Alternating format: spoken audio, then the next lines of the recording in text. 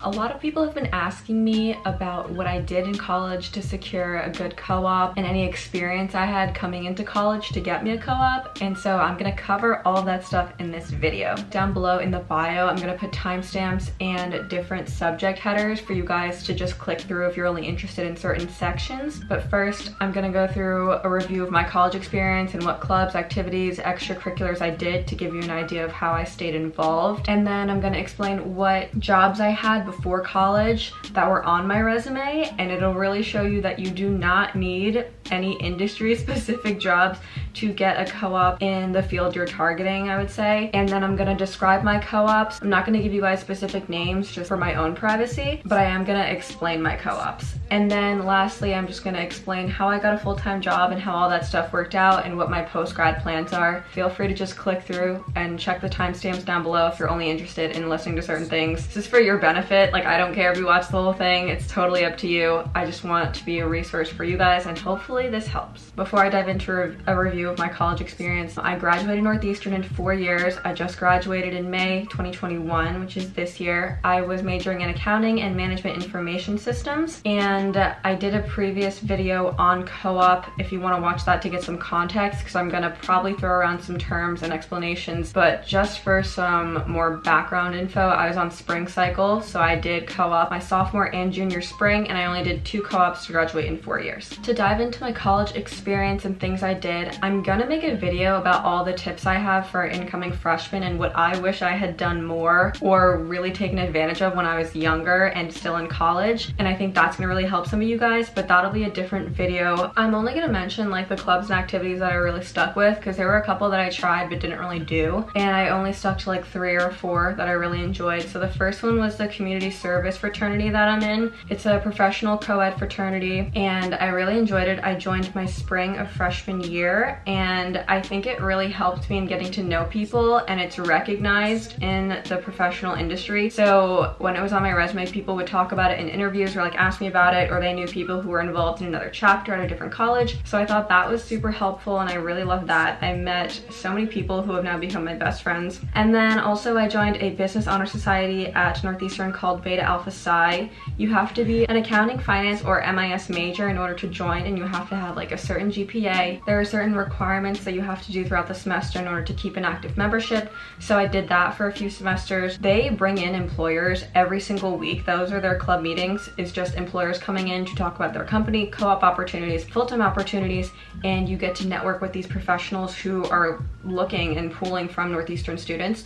So that was the biggest draw for me to join that honor society, was to get a lot more exposure to the industry and different fields I was interested in. Even if it was something in finance, I still wanted to know more about it, and I thought that was super helpful.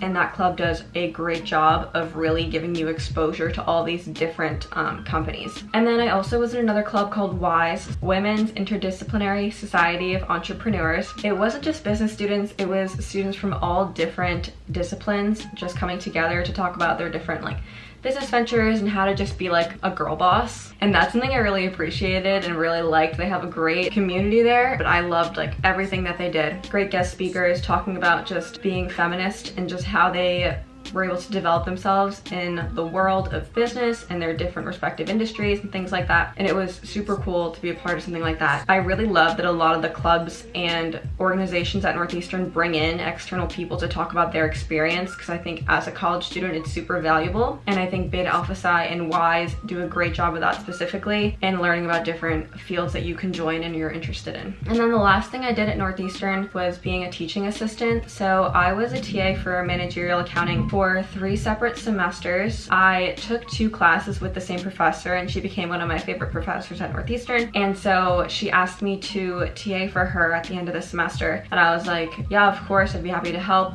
And I just did, you know, like admin work. I put in grades into Canvas, take attendance, but still I thought it was good experience, and it was interesting to see the other side of like how things work at a university, because you're so used to being the student. But it was interesting to help the professor and help her plan like cases and curriculum and see how that just works out. But basically that's like what I did at Northeastern. I don't think it was anything over the top. Like there were people who start their own ventures, who go get funded, who compete in competitions, and I applaud everyone who does that because there are so many resources and people around who just like want to help on those ventures. It just wasn't something for me. That being said, I'm going to explain some of my prior job experience coming into Northeastern, and you're gonna see it is like nothing special. I'm just looking at like an old resume I have so I can really give you guys like the full picture as to what I was even doing before I came to college. I was a camp counselor at a local camp in my area during like the first 2 years of high school. I did that for a couple months for a few summers. Oh my god, I totally forgot about that. I was a sales associate at this small shop in the mall near me, and I did that for one summer. I was selling like gifts and holiday cards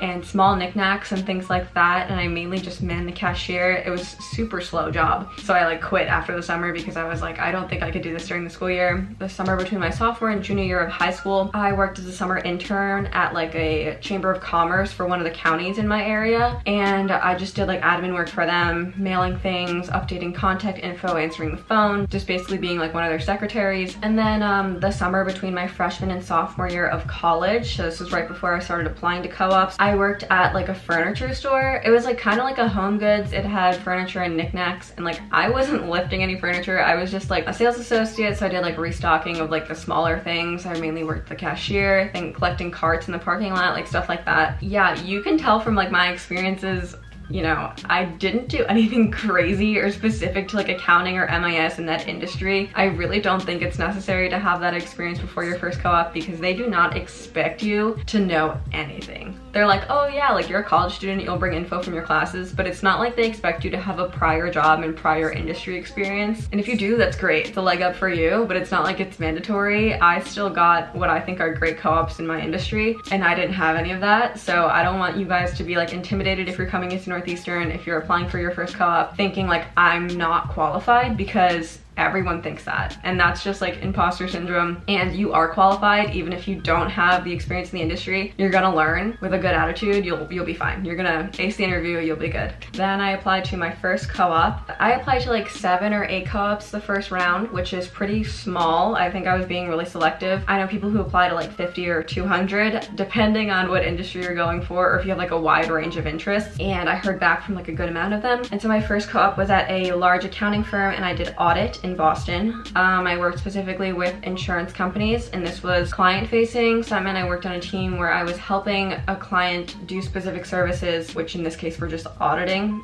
So during busy season I worked a lot, like 60-70 hours a week. But just to give you guys context, like they really didn't expect me to know anything. Like they taught me everything along the way. I had a great team. Day to day everything was super different. I did like substantive audit testing procedures. I made lead schedules for the client and to help us like create more efficient processes for the audit. I worked under multiple senior associates and managers at the same time, so there were like lots of projects being thrown around and lots of testing and paperwork that I had to do in Excel. Like all of this work was basically in Excel, but it was super fun. Like I loved how hectic it was. I just didn't think that it was going to be like a perfect fit for me. I thought I could find something more suiting to more my like future goals and things like that. So the co-op lasted for 4 months, and when it ended, they asked me to come back for the next cycle, which is somewhat common, I would say, in accounting, but not always in other industries. I don't have too much experience with that, and I don't know too much, so I don't want to give you guys false information. But when they gave me a return offer, I was like, no, I really want to try something new, because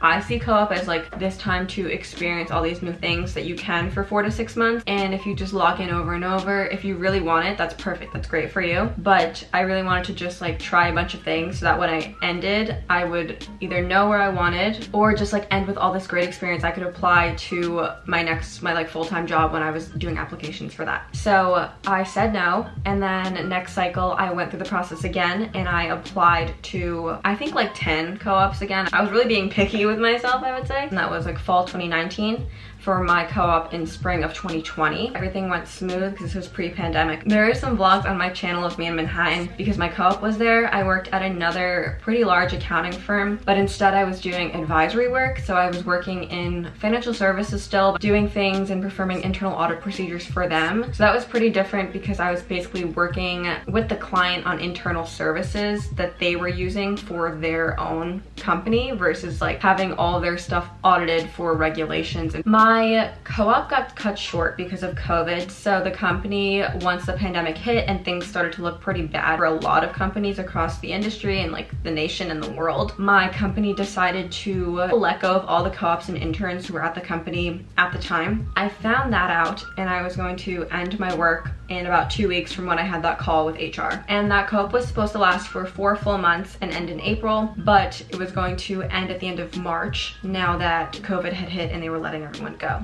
After April, I was planning to have a summer internship, which I had also applied for the previous fall, and I was gonna work at a really large like lifestyle designer brand on the financial side, which I was so excited about because I'd never experienced anything like that before. I'd never done internal accounting, so I was super excited about that experience. But because of COVID, I also found out that that internship program was just being canceled, so I never got that experience. The day after I found out my internship was canceled, I got a call from the company I was co-oping at, and they said, even though we're letting you go because things aren't working out with like the co-ops and the interns right now, we want to offer you a full-time job instead. And I really enjoyed this co-op more than the first one. I thought it aligned more with where I wanted to be in the space and the industry, and I enjoyed the work and the people I was with, so I accepted that job, and I thought it was a really good choice considering everything with the pandemic. I didn't know where the market was going to be when I graduated the following year, and I liked the job and it compelled me enough to stay, and the benefits of the company were good. I accepted that job, and that's where I'm going to be going full-time after graduation, which, well, now I've graduated. So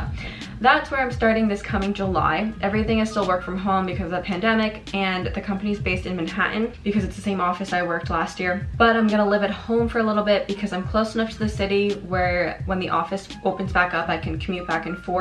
But I thought to save some money, since living in Manhattan is super expensive, I would live at home for a bit just with my family. Being in New York has been my goal. Honestly, since I started college, I knew I wanted to end up with a job in New York, and I knew I wanted to live in Manhattan for a year or two. That's been a dream of mine since I was really young. I'm just happy those things are like really coming true, and Northeastern and co-op have really helped me just get that full-time job. If it wasn't for them, I don't think I'd have that connection, and I don't think I would have gotten an offer like that so quickly and so easily, having the school just make the connection between me and that company, as opposed to me just applying to their general internship and trying to compete against like the thousands of students nationwide who apply into that program. Oh, one quick thing I did want to say that people might have questions like, is it normal to get a full-time job after your last co-op? I'm gonna say yes and no. It really depends on the company, the employer, your co-op experience, like if you had a good relationship with them, and then with like the job market's looking like. There are so many factors, I can't give you like a definite answer. There are more companies, especially the business co-ops, who are more willing to